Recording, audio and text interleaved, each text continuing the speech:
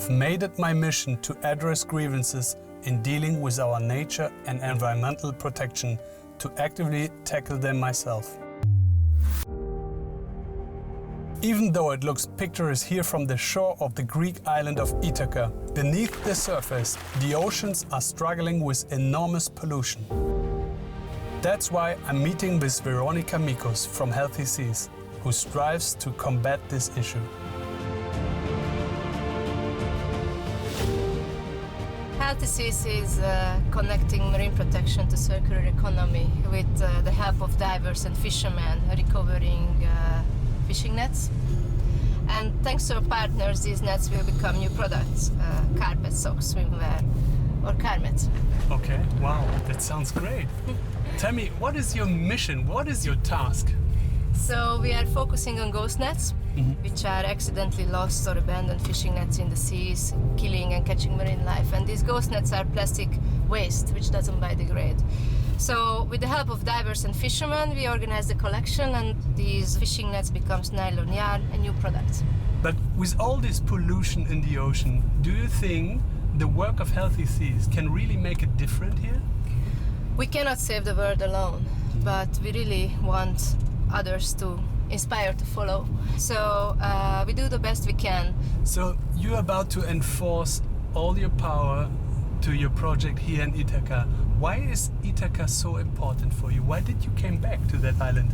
In Ithaca we faced a huge problem we have never seen before. Here there are not pieces of accidentally lost fishing nets, but complete entire fish farm abandoned, so-called ghost farm. So that's why we return here now. Veronika offers to drop me off at the local dive center to literally dive into the problems of the island. Together with Pascal, the experienced ghost net diver, I will go to an abandoned old fish farm right in front of the bay to take a look at the underwater pollution. The ghost nets amaze me because due to their surface treatment, they are virtually unvegetated and almost untouched, simply unable to be integrated into nature. There was a fish farm here more than 20 years ago. So we went there for a dive, and indeed we found the fish farm still down there. The fishing farm is gone, but the problems are still here? Exactly. The fish farm company left, but the actual fish farm on the surface is just sunken down and still down there. What is the main problem on these fishing nets? A fishing net is still doing what it's designed for, so it's still catching marine life, but that without purpose. And so it's pollution when it's left behind on the bottom. Would you say you stop the cause, or do you just work on the symptoms here? We work on the symptoms. It's not that we can stop the cause, but step by step we can show the problem to the public, and that's actually very important. So we just saw these massive nets out there. Please tell us, how will you get them out of the water? Well, we just had a dive. There will be a cleanup soon. So why don't you just join Veronika and go to the fish farm spot and watch while they are cleaning up? Yeah, awesome. Okay. Together with Veronika, I returned to the dive site to get an idea of the efforts Healthy Seas and its helpers are making to stop pollution underwater. As peaceful and pure as the bay presents itself, at the sight of all the divers, supporters and the big cleaning boat, I have a clear suspicion of what is about to await me here. Can you imagine all this has been for almost 30 years on the seabed? So we are facing here a problem never seen before. With Healthy Seas and partners return to Ithaca to remove ghost farms which are polluting our environment.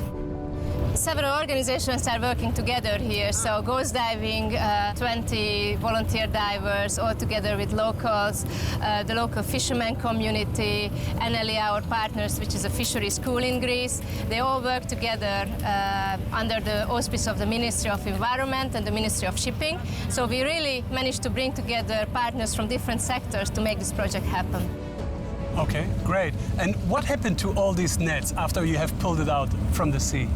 This is not the end of the story. The fishing nets will get a second life. They will be regenerated into EcoNeil nylon yarn, which is the basis of many beautiful new products such as socks, swimwear, carpets, or for example the car mats Hyundai is using in some of the models. Great, that must be very satisfying seeing products made of the nets you have pulled out of the water.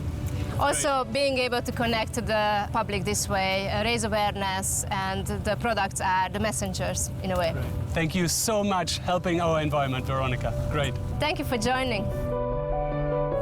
It is important that we all rethink, especially when it comes to recycling of the waste we produce. It cannot be praised highly enough that there are people who take on the serious problem of the pollution in the oceans.